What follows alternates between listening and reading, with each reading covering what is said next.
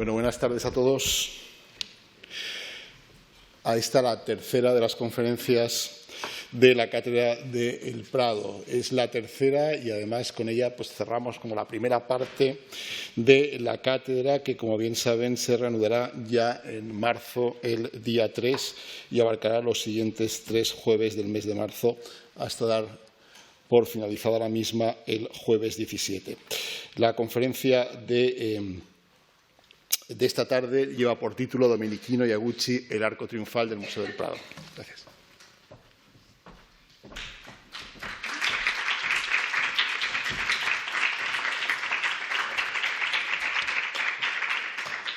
Thank you very much, Miguel, and thank you all for coming. This is, of course, the third in the series of 6 lectures, but it's the last in this first group, so I look forward very much to seeing you all again in March. Before I begin, I'd also just like to say a couple of thank yous. One of them to Amaya Bravo, who has been doing, I'm sure, a wonderful job of translating these lectures into Spanish.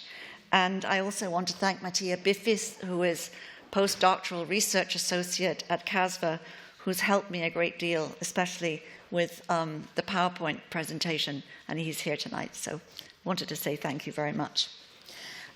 In Malvasia's view, as I explained last week, none of the quadrumvirate of Carracci pupils, that's to say Guido Reni, Domenichino, Guercino, or Albani, surpassed their teachers in everything. But each one of them brought a special talent and a skill to the advancement of their art. This was Malvasia's way of being moderately modern, of insisting that new generations were not bound by the achievements of their predecessors. If indeed members of the Carracci school stood on the shoulders of giants, they went beyond them in different ways.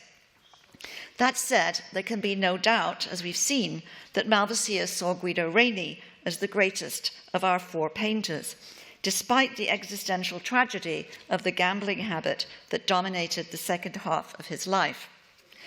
Domenico Zampieri, known familiarly from his birth as Domenichino or Little Domenico, the subject of my lecture tonight, was a completely different case.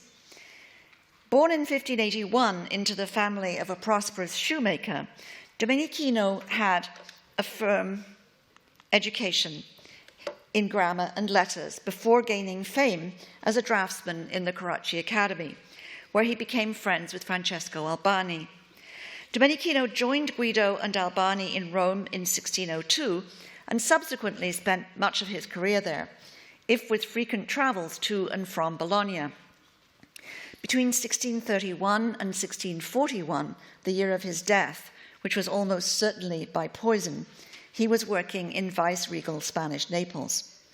This meant that Malvasia, who was born in 1616, never knew him and had to rely on other sources, largely the often unfriendly testimony of fellow artists, but also of Domenichino's widow, Marsibilia, who returned to Bologna after the painter's death. Malvasia's ambivalence about Domenichino was expressed in a series of direct comparisons with Guido. These were not always original to him. One early confrontation provided the material for a critical anecdote that would be retold over the centuries. Around 1608, Cardinal Scipione Borghese commissioned Reni to decorate the Oratorio di San Andrea al Celio in Rome, and Guido involved Domenichino in the project. The scenes on the long side walls of the narrow building were conceived at first as fictive hanging tapestries, as if they're hanging from the ceiling. And Domenichino was likely responsible for designing the feigned architectural elements behind these. Guido, who was in charge of the project, painted the scene of St. Andrew led in martyrdom on the left, and Domenichino completed the flagellation of St. Andrew on the right. Their physical opposition made comparison and controversy inevitable. For around 1600, as we find, art criticism was increasingly conducted in public debates in churches in Rome, and not only in galleries and palaces. And it is a great tragedy these images show things pretty much as they are today, which is very degraded frescoes, which have been restored recently, but have been very much damaged over the years. The story of the Sant'Andrea frescoes was first recorded by Giovanni Antonio Massani in his 1646 publication of engravings after Annibale Carracci's drawings of Bolognese street vendors. Asked by a letterato, probably Giovan Battista Agucchi, about whom we're going to hear a lot tonight, which of the two works was more successful, Annibale is said to have replied that he'd only been able to decide upon listening to an old woman, the vecchierella, the old woman, who subsequently gave her name to the anecdote, who had come to look at the frescoes with a little girl. She gazed intently at one composition, quite obviously Guido's, to admire it, and the word in Italian is mirare, which is to gaze in admiration, saying not a word. But turning to the other wall, she began to say to the child, quote, "Look, look, see that man doing this," and she pointed out with her finger the actions she was describing, explaining these all to the little girl, who took great delight in all of it. "And so," replied Annibale, "you see how I learned which of our two painters expressed emotions most vividly, and which explained the history more clearly." Now, the account of the Vecchierella fits with Counter-Reformation ideas about pictures serving as the Bibles of the illiterate. But it was also addressed to a more sophisticated critical audience, interested in defining the purpose of painting in rhetorical terms as serving to persuade, to teach, and also to delight. Reading the composition, as the Vecchierella did in the case of Domenichino's fresco, as opposed to simply gazing at it in mute admiration at its beauty, as she had said to have done with Guido's, came to distinguish a certain kind of intelligent looking associated with theories of history painting, expressed by such critics as Giovan Battista Agucchi, an important figure again in tonight's lecture, Giovan Pietro Bellori, and by members of the French Academy. We're talking about the beginning of the historical tableau. This was summed up by Domenichino's pupil, Giambattista Passeri, when he wrote, quote, "Sensory perception through the eye, satisfying sight, and through the ear, giving the satisfaction of understanding what has been said, are not enough if the intellect doesn't bring support with a perfect recognition supported by scientific knowledge," end quote. Passeri saw virtues in both scenes, but the anecdote persisted, dividing critics into camps, one on the side of the bellezza, vaghezza, and lyrical allure of Guido Reni, and the other on the side of persuasion through dramatic effects, gestures, and all the elements of a classical Aristotelian tragedy as presented by Domenichino. Malvasia also argued that each response was appropriate for the different stories, one of adoration and joy, and the other of cruelty. A clearer opinion, a more decisive opinion on Malvasia's part, comes in his life of Domenichino, after his criticism of yet another work, the Almsgiving of St. Cecilia in San Luigi dei Francesi. You see the whole chapel here with the copy of Raphael's St. Cecilia over the altar, and then the side fresco.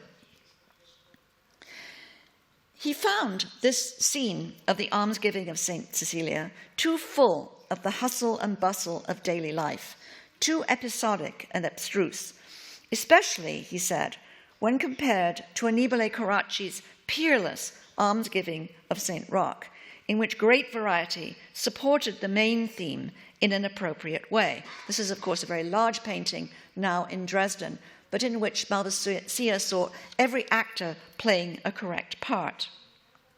Malvasia was aware that Domenichino's other fresco of the martyrdom of St. Andrew in the apse of San Andrea della Valle, and I'm talking about this scene here, had been criticized in the Conference of the French Academy in Paris in 1667. The French critics had determined that, in Malvasia's words, quoting from the French Academy, if in the invention the artist chooses to vary the subject he undertakes by means of introducing particular actions, he should take care that these actions not be too numerous, nor too base, and that they have some connection with the subject of the story to be painted, end quote. And he says they singled out our Domenichino's neglect of this principle in Sant'Andrea. And of course, he's really pointing, and the French critics were pointing to such episodes here as the guard who is sucking his thumb because the rope with which he is beating the saint has broken and snapped back in his face. And this was the kind of episode or anecdotal episode that they found inappropriate. What more can I say, writes Malvasia, but then doesn't hesitate to dig an even deeper hole for poor Domenichino by citing from a letter by the sculptor Alessandro Algardi. And this is what Algardi said: "Let them jabber away as they wish. The prattle of the old lady is utter nonsense, pure fabrication. I've been there on feast days and have observed all the mothers showing their children the beautiful mother who holds a child in Guido's painting, and saying, 'Oh, what a beautiful lady, what a beautiful child. Look, my son, look how quiet he is. See how much more beautiful he is than you.' But I never observed that they paid much attention to the work of the other side. Rather, I observed that they were horrified and dismayed by the sight of it. It's all a lot of nonsense, rubbish. Do not believe such rubbish." And here we have, just to remind you, this is the scene of horror, as Algardi described it, that made the mother ask her child, and it's almost a repetition of this little detail here, to look at the scene as something very beautiful to enjoy. Even as he repeated the story, Malvasia was concerned to establish that these two great figures, Domenichino and Reni, respected each other deeply. The exhibition in Bologna of Guido's Assumption of the Virgin, completed for Genoa in 1616, was intended to impress the crowds who rushed to see it, that's to say before it actually went to Genoa, but especially fellow artists. Guercino and Domenichino came several times, looking at the painting for hours on end. And Malvasia records that Guercino concluded that only the inimitable Guido could paint this way, and that Domenichino also thought that Guido's most perfect manner came from nature rather than from study or artistry.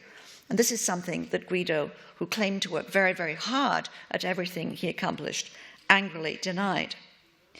What would have seemed especially inimitable in 1617 was the 1,000 scudi that Guido received for this work in Genoa, whereas Domenichino would receive only 500 for his prestigious commission for the Madonna of the Rosary.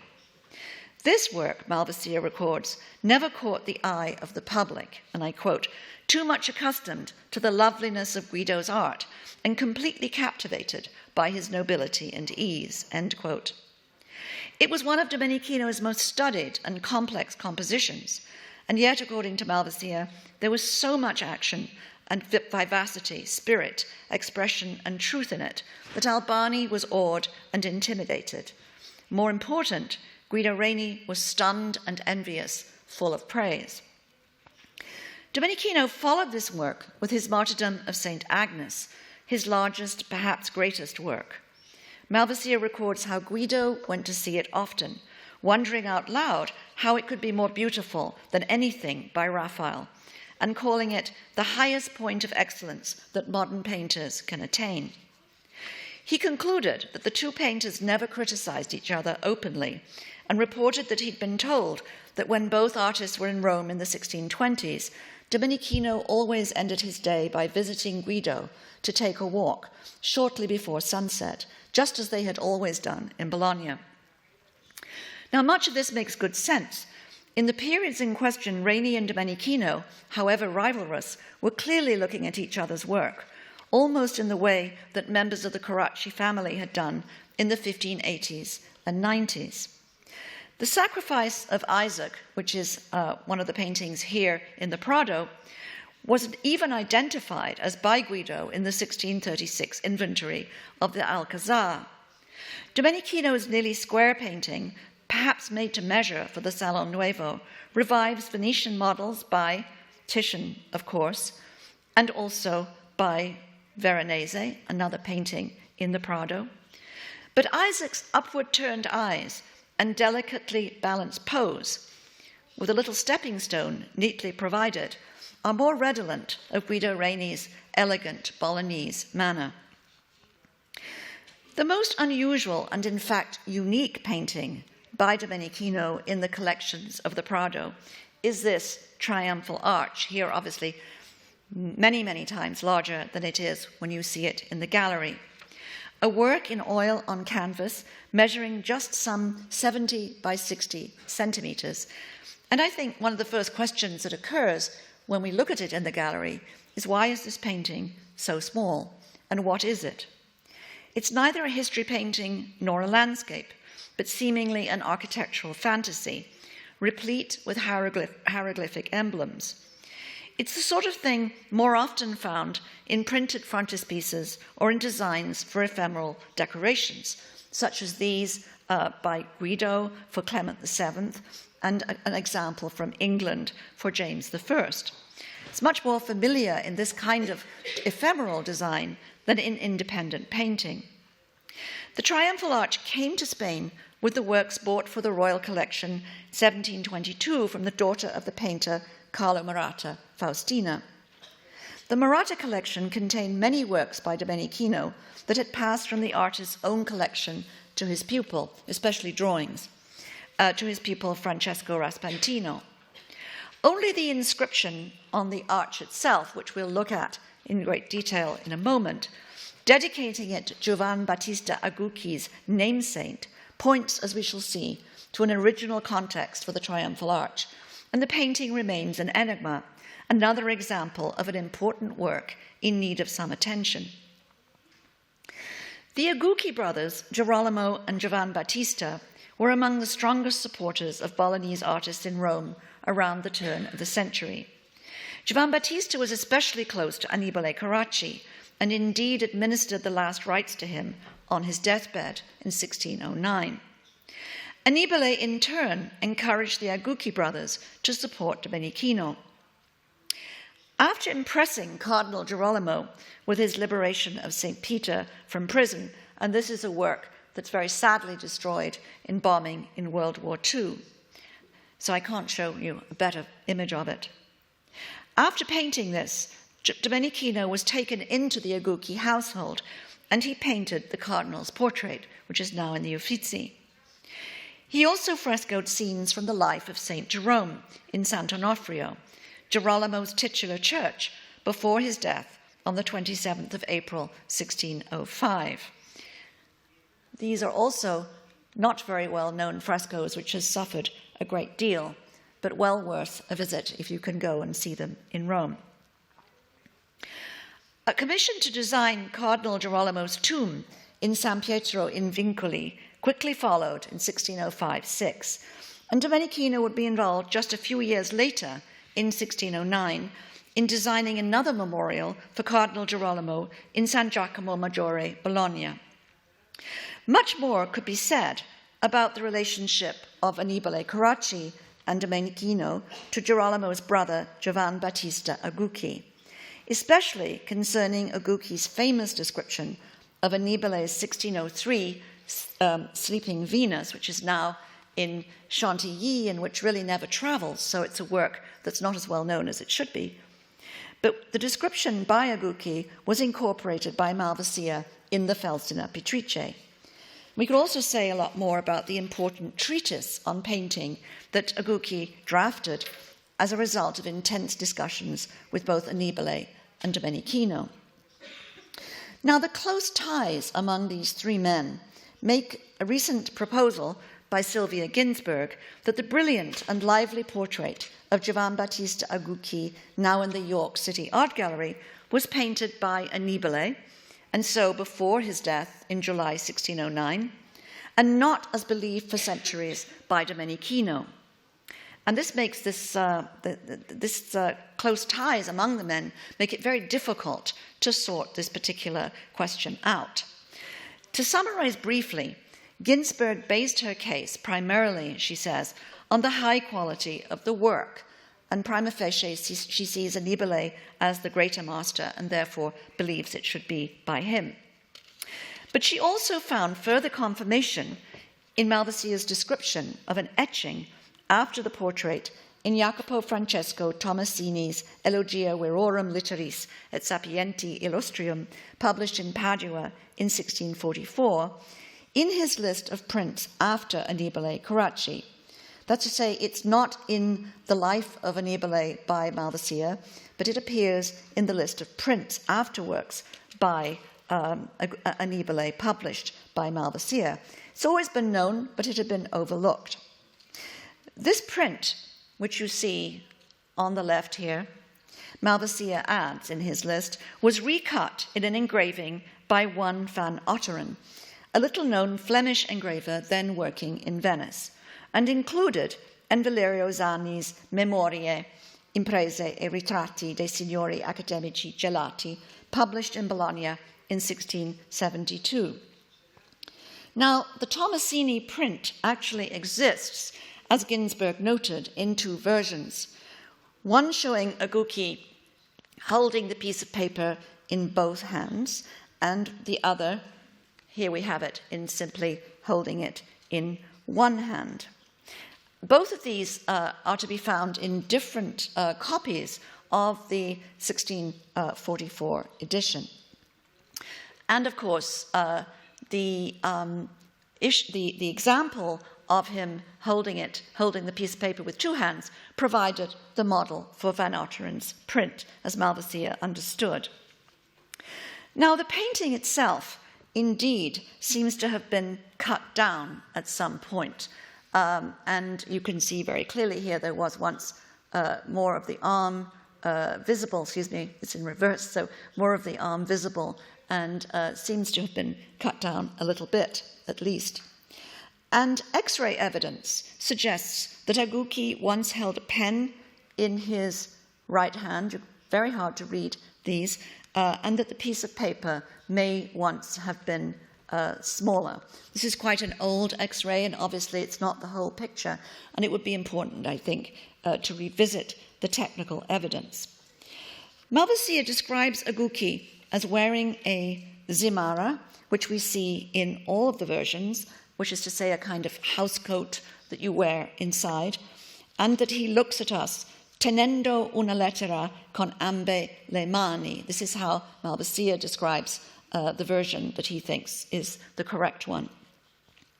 Now, Ginsberg's view has had a huge impact, her view that the painting must be by Annibale Carracci.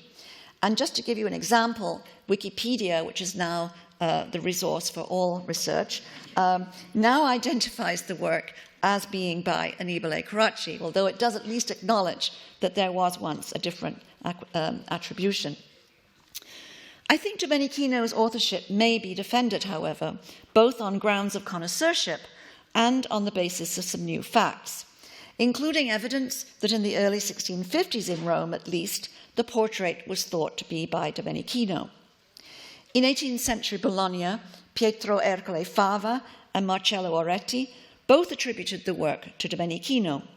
And in the 1841 edition of Malvasia, the editor notes that, quote, knowledgeable artists hold it to be by Domenichino, adding that it is still in family hands, which it was then. It's not at all clear, as Ginsberg suggests, that this is because critics in the 1840s by then attached greater value to a work by Domenichino. She suggests that perhaps they were trying to enhance its importance. What is truly clear, however, is that Annibale Carracci has higher status today than Domenichino, so it's a very attractive reattribution for many. And when the picture was shown recently in the National Gallery in London, it was in fact attributed to Annibale Carracci. Supporters of both attributions seem to agree that this is not, as was previously believed, the portrait of a 50-year-old man, and so painted around 1620. Agucchi was born in 1570. It's always, of course, very difficult to determine the age of a sitter, especially in an early modern portrait. Domenichino's portrait of Cardinal Girolamo, Giovan Battista's brother, might provide a useful comparison. This must date to between 1604 and 5, when soon after being made cardinal, Girolamo Agucchi died, worn out and ill, at the age of 50. These two portraits are, however, very, very different in character. Finding parallels in other portraits, whether by Annibale or by Domenichino, is not easy. Annibale Carracci's great portraits and portrait drawings, such as these of the great musician Giulio Mascheroni, now in Dresden, great portraits such as these by Annibale are all really dated to earlier decades, the 1580s or even 1590s. Domenichino's portraits are very few in number. There's certainly little connection with the formal portrait of Cardinal Jean de Boncy of about 1615, or even the simpler portrait of Paolo Spada of about the same date, which actually remain also slightly uncertain attributions. Domenichino did not produce a great many portraits. And as a result, I think we need to look perhaps at figures in other sorts of commissions from these first decades of the century, such as the wonderful figures of the saints in the frescoes at Grottaferrata. And I've given you a detail of one on the left, but each one of these figures is portrayed in an individual way. We could also look at the attendants in the very wonderful Last Communion of St. Jerome, which I showed you in the first lecture, where each of these figures is individualized and, in fact, portrayed in a very contemporary way.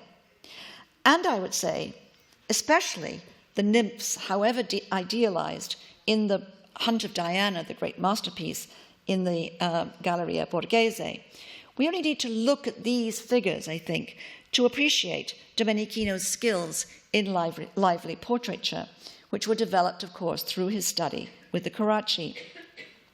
Firmly in the Domenichino camp, the British art historian Aidan Weston Lewis has proposed a date for the York portrait of about 1610, making Agucchi just 40. And he writes, quote, "The insistent, almost discomforting intensity of Agucchi's stare is notably alien to Annibale's manner." The Italian historian Stefano Pierguidi has made another important observation, I think, that this is not only not an official portrait, but it is instead a very personal document of a friendship between Giovanni Battista Agucchi and his painter, and he believes it to be Domenichino, and in this case, dating perhaps to around 1604-5. In the past, the juxtaposition of Agucchi's brilliant gaze and the large white piece of paper in his hands has led to suggestions that the portrait refers to his position as Segretario dei Brevi for Pope Gregory XV, who you remember came from Bologna, had a very short papacy between 1621 and 23. Or in the yet more important role as papal nuncio for Urban VIII in Venice, beginning in 1623. And it's even been suggested that the pentimento and the size of the piece of paper might indicate a change of office.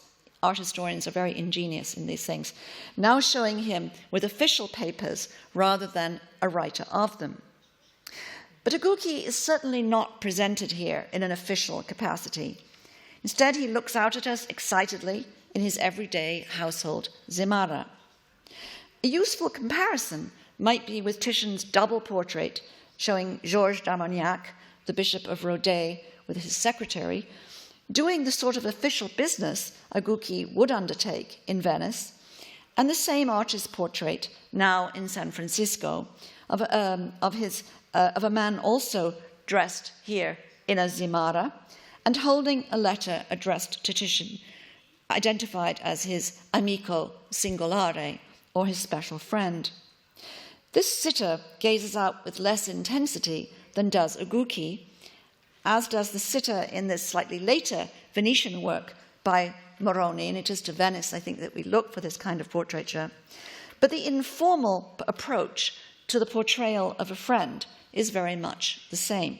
So I'm trying to put this within a category of rather more intimate portraits than has been suggested. In 1602, Agucchi wrote to Dolcini, his friend in Bologna, that he feared that Annibale Carracci would be just too busy working for patrons and princes once he was back in Rome to make something for him.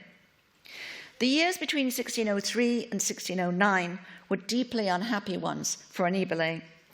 His physical and mental exhaustion meant that he worked increasingly with young assistants, especially Domenichino and Albani. Always the rivalry with Guido prevented that happening. The difficulty of assessing attributions to Annibale and Domenichino at this moment is not limited to this Agucchi portrait. I show you a few images from this period. Domenichino's stoning of St. Stephen, all of these dates really quite approximate. His Susanna and the Elders in the Doria Pamphili collection. His Pietà in Brocklesby Park. And finally, the wonderful Madonna of Silence in the Louvre. All of these are in some way connected to original models or inventions by Annibale, and in some cases in the past have been attributed to him. According to Giulio Mancini, the Madonna Di Loreto, painted for the Madruzzi Chapel in Sant'Onofrio, was designed by Annibale and painted by Domenichino, and this view has found favor in modern scholarship. Domenichino moved into the Agucchi household in 1604. While there, in addition to the Sant'Onofrio frescoes and the tomb that we looked at, he produced a group of small coppers depicting the Ascension of St. Paul on the left, and the St. Jerome on the right, and St. Francis in prayer. These all convey a vivid intensity that is often missing in Annibale's work in these his declining years. The St. Jerome on the right, which you see here now in Oxford, which was formerly owned by Denis Mann, especially conveys a sense of corporeal presence, very like that in the Agucchi portrait, with the jointed knuckles grasping a stone. And I have just something of a detail here, I think, to show you these knuckles. Keep them in mind when we look again at the portrait, and also look very closely at this lion. In the St. Paul and the St. Jerome, Domenichino develops his signature practice of having a figure, usually a secondary one, look out at the beholder. In the St. Paul, of course, an angel, and in the St. Jerome, Cardinal Girolamo Agucchi's namesaint, the extraordinarily human lion with its piercing gaze. In my view, Agucchi's portrait is by Domenichino, probably painted around 1609, the year of Annibale's death, and in a manner like so many other works that is close to that of his ailing master. Domenichino remained close to Agucchi until his patron's death outside Venice in 1632. Here, it's important to note that between 1608 and 1615, when this portrait was most likely painted, Giovan Battista Agucchi was living not with his Aldobrandini patrons, whose court at Ravenna he found too demanding, but in the Rome of Pope Paul V. Both painter and prelate would return to the Aldobrandini circle with the commissions for the frescoes of the life of Apollo at Frascati, generally dated 1616-18, for which Agucchi probably provided advice. And these, some of these frescoes coming from the Villa Aldobrandini at Frascati are now in the National Gallery of London, taken down from the walls of the villa and sold in the 19th century. Agucchi also provided advice for the invention of Domenichino's Diana with nymphs at play, really one of Domenichino's greatest masterpieces, and probably completed by April 1617 for Cardinal Pietro Aldobrandini. Our authority for Agucchi's protection by Paul V is Jacopo Filippo Tomasini, in whose book the two engravings after Agucchi's portrait appeared. Tomasini writes that after spending a few months with Cardinal Aldobrandini in Ravenna, Agucchi asked to be allowed to live in Rome, quote, with the intention, once removed from the responsibilities of the court, to live a life peaceful for himself and his friends among the muses and his religious studies, end quote. Now, this has very often been noted. People have read the Tomasini text very carefully, but what they have not noticed is that he then goes on to say that in this period between 1607 and 1615, Agucchi lived a tranquil and almost divine life in the palace of Paul V, perusing works of delightful literature, heroically despising the pride of the world as the ruin of true happiness, and shunning the vacuous flattery of courtiers, taking pleasure in reading poets and historians, even if the Pope, who had been acquainted with Cardinal Sega, that's to say Agucchi's uncle, occasionally assigned to him the task of nuncio. During this retreat, Domenichino, according to Tomasini, kept company with promising youths, and of these he mentions just two. One was the Marinesque poet Bernardino Vanetti, and the other was the painter Domenichino. The fiction of Agucchi's portrait is that while the image is now addressed to us, the ideal viewer was a specific friend, now absent, even as the sitter is, of course, also absent too. Domenichino himself would, I think, be the most likely candidate to receive Agucchi's penetrating gaze, though we might also imagine Bartolomeo Dolcini in this position, for he was Agucchi's main correspondent in Bologna on matters artistic. Perhaps the best-known exchange between Agucchi and Dolcini in Bologna concerns the invention of the Erminia and the Shepherds, painted by Ludovico Carracci in Bologna for Agucchi in Rome, 1602-1603, and recently rediscovered in Spain. And I'm very much looking forward to seeing this eventually at Sant Ildefonso. The correspondence reveals most clearly Agucchi's passionate interest in the relationship between writing, whether poetry, history, or descriptive prose, and painting. In 1602-3, Agucchi, Dolcini, and Ludovico Carracci participated in what have been called two experiments in intersemiotic translation. The Erminia and the Shepherds was to be based on Agucchi's description of this scene, based on his reading of Tasso's epic poem, the Gerusalemme Liberata, as if it were a painting. Agucchi could measure the results himself when the painting arrived in Rome from Bologna. Agucchi's description of Annibalé's sleeping Venus, which we remember Malvasia published, by contrast, begins with the writer wishing he could draw a copy of the original himself. Instead, he writes an extended description, in theory from memory, and full of rhetorical appeals to the indescribability of Venus's beauty. And he sends this to Ludovico in Bologna, back and forth. Ludovico, or a pupil, then made a drawing based on the description and sent this back to Agucchi to compare Annibalé's actual work.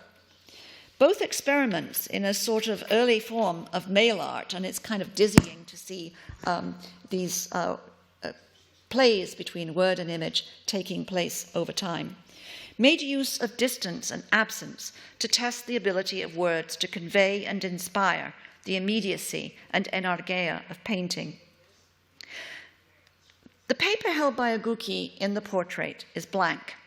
He neither reads nor writes, but looks out with eyes so sharp and intense that they are always commented on. A comparison here with the intriguingly similar portrait currently attributed to Pietro Facchini of Virginio Guicciardini holding a letter that bears a conventional identifying address, which is here. This comparison is telling, I think. You can see that there's an attached piece of paper here as if it were for an address, but there is absolutely nothing written on this brilliant white sheet. Agucchi was a man of his times, and so especially enthusiastic about the witty wordplay, and especially on his own name. And his personal emblem of the halcyon, the bird, the halcyon, with its motto, inquieto quies, he wanted to get away from the court and live quietly, he associated with the fact that the halcyon builds its nest with the spines of the fish known as agucchia or aguglia, the sharp sea needle. Agucchi was as sharp as that needle, and he could use it either as a quill or as a pen. Malvasia published Bonaventura Rossi's poem in praise of Annibalé's painting and of Agucchi's description to the effect that, for Venus to be more purple, and here he's referring to the spilling of her blood from a rose thorn, Agucchi wished to prick her a second time with a needle, aku. Another poem jests that where Venus was pricked once, the viewer's heart has been pricked twice, once by the brush and once by the quill, by the Argo or Agucchi. And this is a page from Malvasia's Life of the Carracci, and you can see the poems, and here is the reference to the Argo and to the pointedness of the aku. The tailpiece to this description and poems in the 1678 edition of Malvasia shows the quill and the brush crossed in a laurel crown with the inscription alternantque vices, which is derived from Charles Alphonse Dufresnoy, who is in fact quoting Horace on the sister arts. Agucchi's interest was rather more in the contrast or paragone of the two arts, his experiments intended to see what each could accomplish, and he himself provides one further twist. In concluding his description of Annibale's painting, with praise for Annibale's unique ability to express the emotions, he quotes Tasso's famous lines, concluding the description of the gateway to the beautiful magician Armida's palace. Quote, "You would say the figures were alive, were it not that they lack speech, and yet not even this is lacking if you believe your eyes." Making the viewer believe his eyes and see a living figure is what Domenichino accomplishes in this remarkable portrait. By deciding to drop any reference to the quill, which I pointed out in the X-ray, to the quill or Argo, Domenichino gave even greater purely visual power to this brilliant white paper. What he holds is not a letter, a description, or even a drawing, but a painted tabula rasa. The sharpness of the pen is now transcended by the very sharpness of Agucchi's own seeing eyes, full of penetrating visual acuity. This concetto arguto, like all of the contrived images of seeing and shooting in The Hunt of Diana that Agucchi helped to devise, is about sharp seeing, the very essence of Agucchi's self-knowledge and self-image. Those of you who don't know these paintings, these nymphs are shooting at a target here, and one of them manages to shoot it straight through the eye, sharp shooting straight through the eye, as the others turn around and point to their eyes, point to what is happening. And of course, the shepherds in the bushes here are holding a finger to the lips saying, shh, nothing, because everything is done by sight. As in the case of The Hunt of Diana, we should not forget, however, the primary role of Agucchi's friend, the painter Domenichino. The deceptive power of the portrait is his creation. Beyond the brilliant witticism of showing Agucchi holding a paper with absolutely no words upon it, but with his sharp eyes directing their gaze to us, Domenichino also accomplishes the effect of utter naturalism, bringing the figure alive. Sharp sight, acuta or aguzza vista, potenza visiva, conquers verbal description and, with luck, the effects of time. Almost every critic has pointed to the intensity of Agucchi's gaze, the striking informality and the prominence of the paper, but without seeing that they constitute the very meaning of this portrait of Domenichino's friend, as much its subject as the sitter. Equaling, I think, in anticipation, Poussin's later self-portraits for his friends Chanteloup and Pointel, Domenichino created a dialogue with his sitter. This, of course, is one of Poussin's great self-portraits in which he addresses his patron. Not a self-portrait, which this is, the portrait of Agucchi nonetheless implies the painter's artistic presence as he compels the sitter viewer to understand that his art is greater than his friend's language and can transcend time and place in ways that letters and descriptions cannot. Such a conceptual dialogue, based on the sharpness of wit, went far beyond the simple opposition of alluring beauty and dramatic action posed by Vecchiarella in the anecdote about Guido and Domenichino, whether one is supposed to be intelligently reading a painting or simply overwhelmed by its beauty. But it relates to the same discourse about what a painting can and should do. And now, finally, we reach our ultimate destination tonight, which is Domenichino's triumphal arch here in the Prado. I've dwelled at length on the Agucchi portrait because I want to propose from the outset that this arch is yet another kind of portrait of Agucchi, one similarly built on wit or acutezza, and the intellectual understanding that distinguished Domenichino's art and its reception. The Latin inscription in the attic, which you can now see much more clearly in this detail, it's based on the Gospel of Matthew, and it records, as I said earlier, Giovan Battista Agucchi's dedication of the structure to his patron saint, whom he describes as the greatest born of women. And here is Acutius, his name in Latin. And that, of course, the greatest born of women is John the Baptist. The arch is replete with sculptured images in relief, some of them inscribed. In the two side panels of the attic appear scenes of Elijah, the prophet, being fed by ravens, and then being ordered by God to eat. The parallel of John and the prophet Elijah is also established in Matthew. The narratives in the oval scenes below show on the left John visited by an angel, and to the right, God pointing to the holy dove, indicating to John his mission. Both scenes are prefigured in the Elijah scenes above.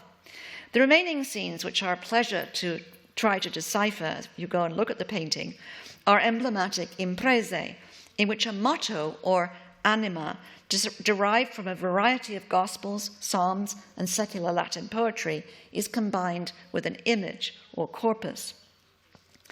Domenichino's arch for Agucchi is somehow related to two frontispieces for an unpublished manuscript illustrating the life of St. Paul, which is now in the Morgan Library in New York. Where Agucchi's arch is a slender Corinthian, here the order is a more solid Doric. As in the painting, we see through the archways into a landscape view beyond. And as in the Prado painting, the reliefs and inscriptions all point to the dedicatee of the arch, in this case, St. Paul. I'm going to return to this in my fifth lecture when I talk in greater detail about Francesco Albani. But the project has generally been located in the first decade of the century, close to Annibale Carracci and his equipe in Rome, and really more, I think, studio than anything likely to be by Annibale himself.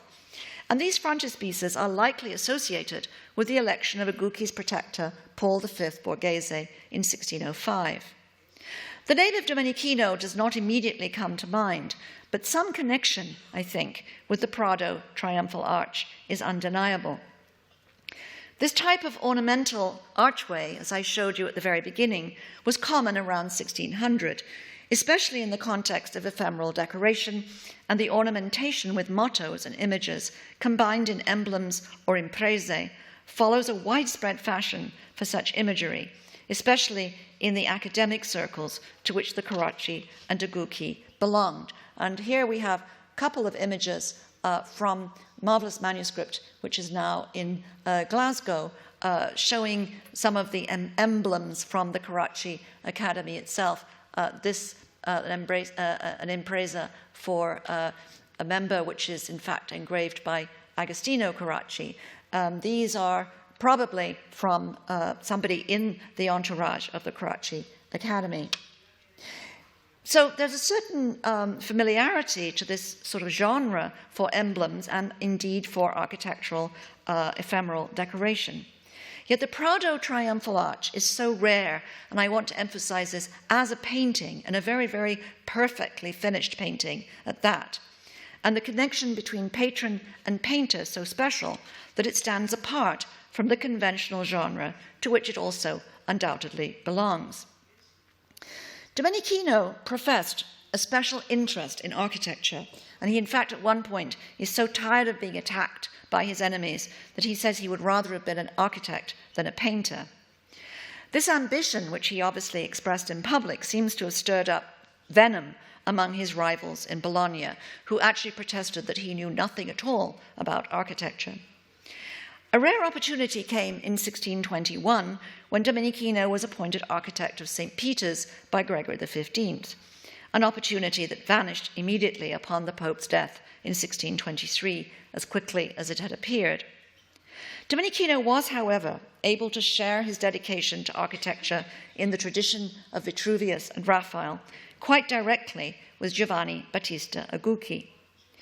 The tomb for Cardinal Girolamo, which you've seen from about 1605-6, was the artist's first architectural project, and it is, of course, in itself a kind of triumphal arch, for which he also carved the ram's heads, we are told, and of course painted the portrait of the cardinal up above.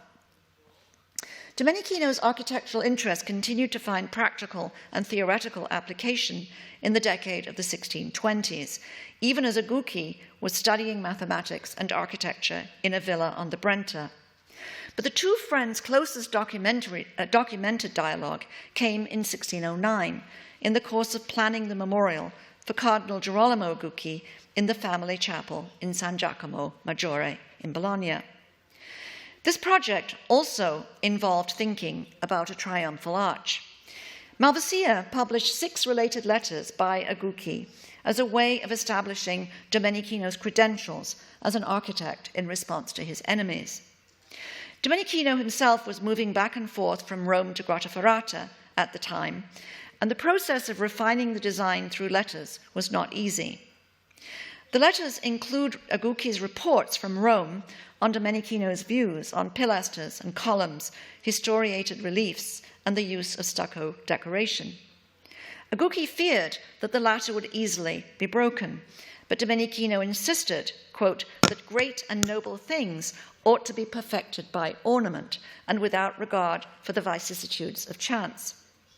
The planning for this memorial, which Domenichino was desperately trying to take care of from the distance of Rome, became easier when the door of the chapel, and here you see it today, was moved to the center. It was much more difficult when there was a door off to the side. And while Domenichino was at Grottaferrata, Agucchi found some drawings showing the door in that position. One was better on architectural grounds because, says Agucchi, it more closely represented an ancient arch with an inscription above, though the columns below now seemed too big. After further exchanges, Agucchi reports that Domenichino had no more time for new ideas to compensate for the narrowness of the space without transgressing classical norms. The result seems to have been an inferior compromise, yet the monument to Girolamo Agucchi in San Giacomo bears some traces today of this fascinating, if partial, exchange. There are, in fact, stucco ornaments on the narrow side walls. We see them here. But these now encircle painted emblems with mottos, which are very similar to those in the Prado Triumphal Arch. And above these stand statues of virtue and honor in niches. A drawing at Windsor Castle, including the relief bust of Cardinal Girolamo Agucchi, seen here with his cardinal hat, supported by Minerva and Hercules, shows the tablet below awaiting its inscription. One can imagine the frustration experienced by Domenichino and Agucchi as they worked to construct, at long distance, a monument to Girolamo Agucchi, in which the brother's powerful uncle, Filippo Sega, was also memorialized. And I think it's tempting to think of the Prado Triumphal Arch as the ideal monument that Domenichino did get to design for his patron around 1609-10, close to the execution, according to me, of the portrait, and after completing the demanding work at Grottaferrata. This was also the moment of Agucchi's Roman retreat, when the two men were able to spend so much time together discussing shared interests in art and architecture. Now, the Prado arch has always been associated by scholars with the Arch of Titus in Rome. And here you see that very familiar arch. Domenichino's arch resembles this Arch of Titus, however, only in the most general way. The painted arch has columns that rest on projecting sockles where images are placed, and its more elegant proportions are quite different. The arch portrayed, and this has in fact never been noted, is quite certainly the ancient Roman arch built in Ancona by Nerva in honor of Trajan. This arch was closely studied by Cyriacus of Ancona, and the painter Carpaccio included it in his Sermon of St. Stephen, and you see it more clearly in this detail. Later in the 16th century, the Bolognese architect Sebastiano Serlio singled out the arch for its particular beauty, writing that it is so beautiful and so well ordered that even those who do not understand architecture can learn from it. Vasari too singled out the Ancona arch in discussing the most ornate and beautiful Corinthian style. It was drawn by the architects Jacopo Sansovino, Antonio da San Gallo, which you see here, the younger, and Vignola, in addition to Serlio, who all noted its former ornamental revetments, which are there no more. Giacomo Fontana, called by Sixtus V to enlarge the port of Ancona, described it as, quote, un grandissimo e stupendissimo arco trionfale. Such appreciation for the arch was matched by concern for its care.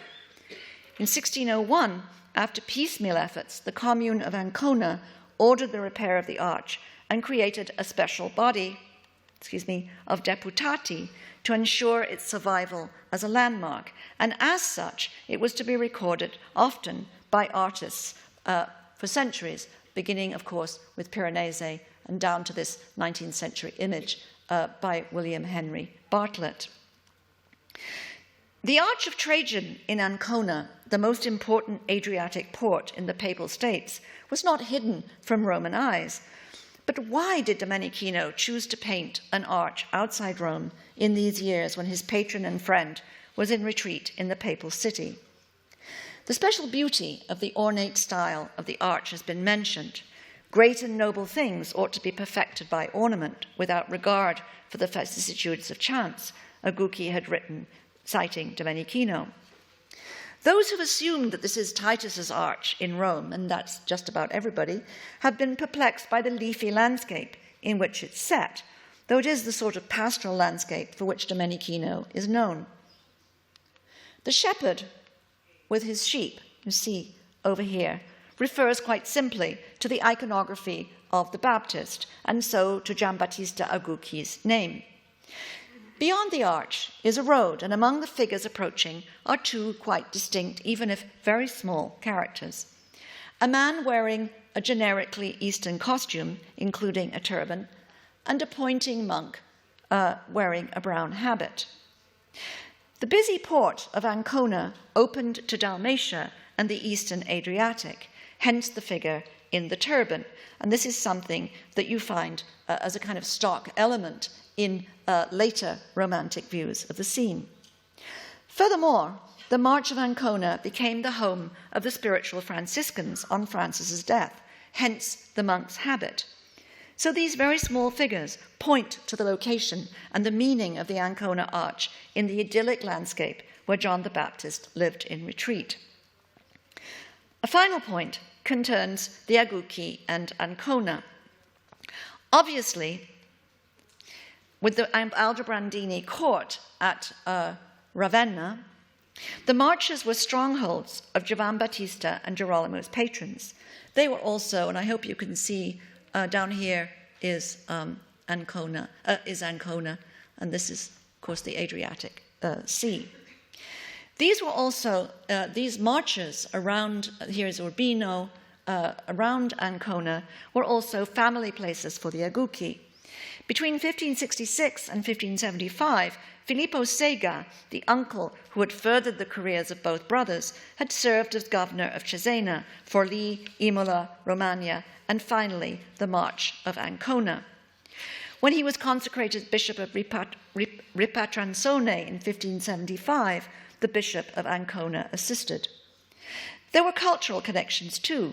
In 1576, Filippo Sega, the uncle, served as protector of the Accademia dei Catenati in nearby Macerata, founded by the Bolognese Girolamo Zoppio, and whose 17th century emblems survive.